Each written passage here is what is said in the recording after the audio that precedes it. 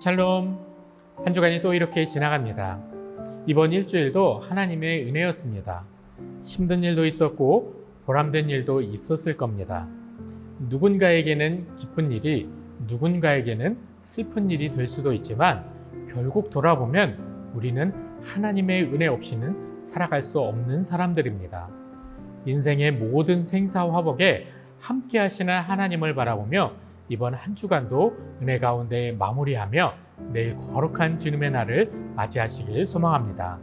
그러한 기대와 함께 오늘의 말씀 함께 보겠습니다.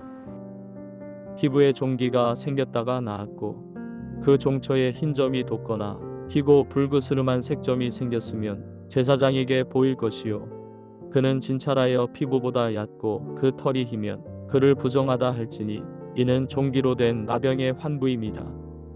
그러나 제사장이 진찰하여 거기 흰 털이 없고 피부보다 얕지 아니하고 빛이 엷으면 제사장은 그를 이랫동안 가두어둘 것이며 그 병이 크게 피부에 퍼졌으면 제사장은 그를 부정하다 할지니 이는 환부임이니라. 그러나 그 색점이 여전하고 퍼지지 아니하였으면 이는 종기 흔적이니 제사장은 그를 정하다 할지니라. 피부가 불에 되었는데 그 된 곳에 불그스름하고 희거나 순전히 흰색 점이 생기면 제사장은 진찰할지니 그 색점의 털이 희고 그 자리가 피부보다 우묵하면 이는 화상에서 생긴 나병인즉 제사장이 그를 부정하다 할 것은 나병의 환부가 됨이니라. 그러나 제사장이 보기에 그 색점에 흰 털이 없으며 그 자리가 피부보다 얕지 아니하고 빛이 엷으면 그는 그를 이랫동안 가두어둘 것이며 이래 만에 제사장이 그를 진찰할지니 만일 병이 크게 피부에 퍼졌으면 그가 그를 부정하다 할 것은 나병의 환부임이니라.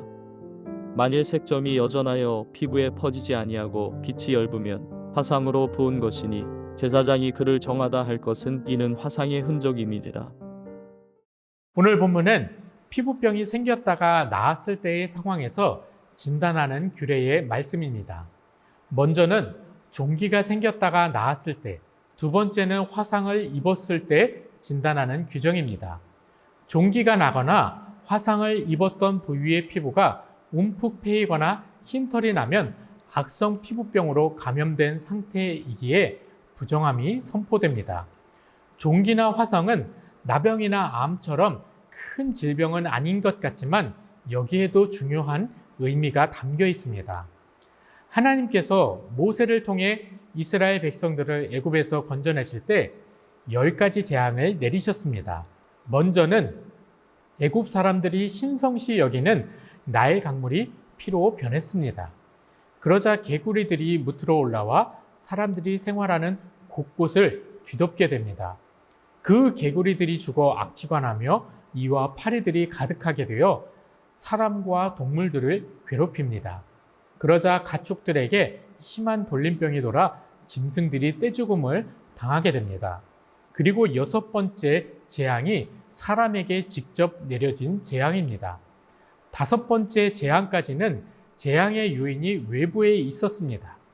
강물이 피로 변하고 벌레들이 생기고 짐승들이 죽는 재앙이었지만 6번째 재앙부터 사람의 몸에 재앙이 생기는데 그것이 바로 종기입니다. 이때 생긴 악성 종기는 독한 부스럼, 수포, 부종 등을 동반하며 골마 고름이 잡히기도 했습니다. 이때는 아직 율법이 생기지 않은 때이지만 후에 생긴 레위기의 말씀으로 본다면 이 악성 종기가 생긴 것은 부정한 상태가 되는 것입니다.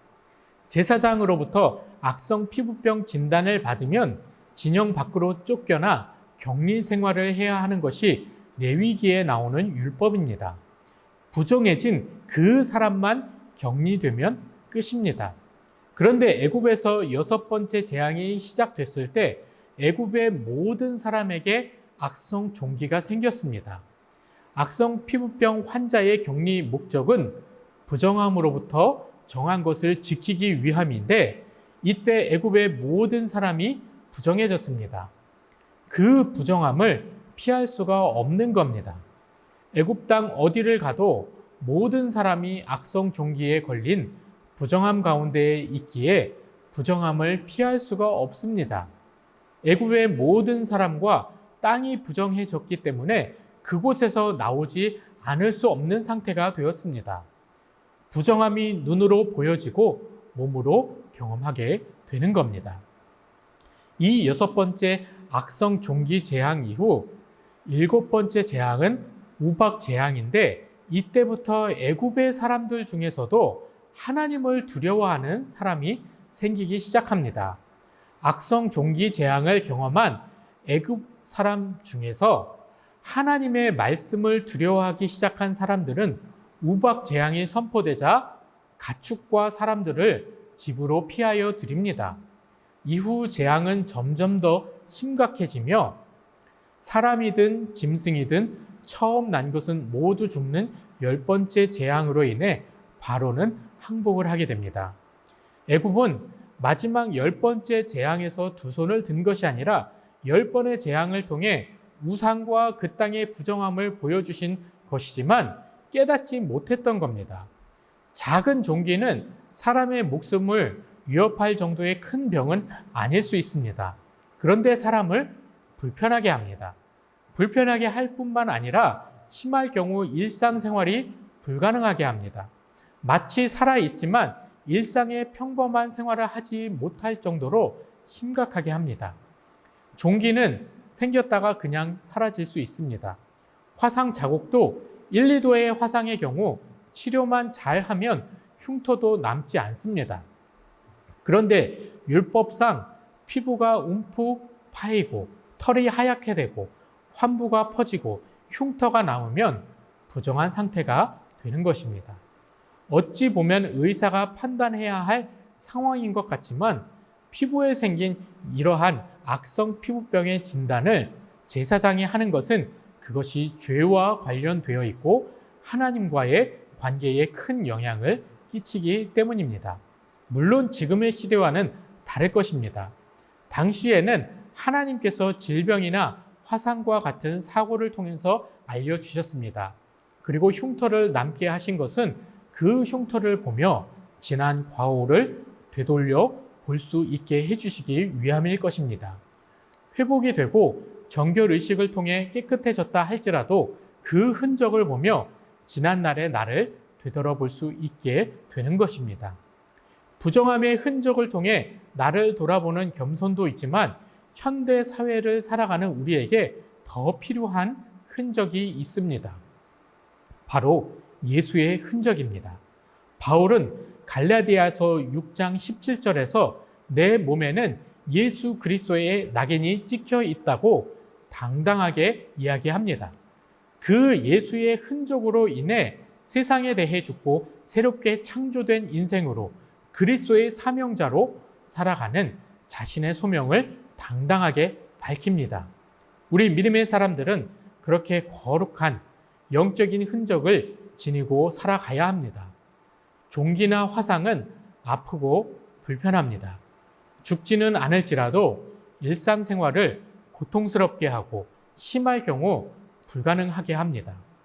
하나님의 은혜로 회복이 되었다 해도 그 흔적을 통해 지난 날을 돌아볼 수 있어야 합니다. 그리고 우리에게 있는 영적인 예수의 흔적을 통해 이 땅에서 살아가는 우리의 사명을 잊지 말아야 합니다.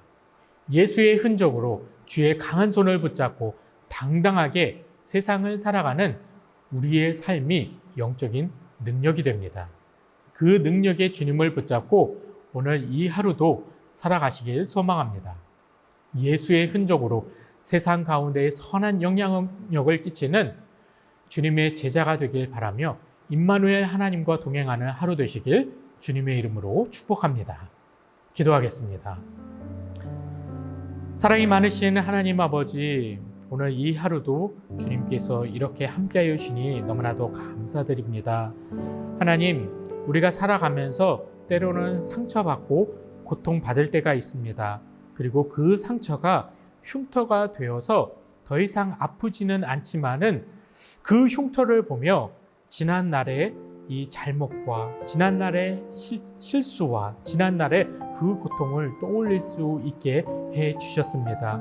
우리 죄악된 그 삶 가운데에서도 이러한 흔적으로 인하여서 지난 과거를 회개하게 하여 주시옵시고, 무엇보다 우리가 예수의 흔적을 지니고 살아가길 간절히 원합니다.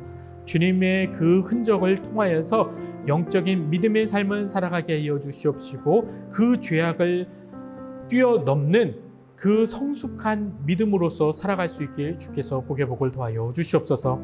우리가 그렇게 성숙한 예수 그리스도의 제자가 되길 간절히 원합니다. 매일매일의 삶 가운데에서 믿음으로 반응케 하여 주시옵시고, 세상의 방법과 상식보다 예수 그리스도의 인도하심과 하나님의 말씀대로 살아가는 우리 모두의 삶이 될 수 있게 주님 축복하여 주시옵소서. 오늘 이 하루를 그렇게 주님의 은혜 가운데에 살아가게 하여 주시옵시고, 매일 거룩한 주님의 날을 말씀과 기도로 준비하는 하루 될 수 있게 주께서 복의 복을 더하여 주시옵소서. 모든 것 주님께 감사드리오며 예수님의 이름으로 기도합니다. 아멘.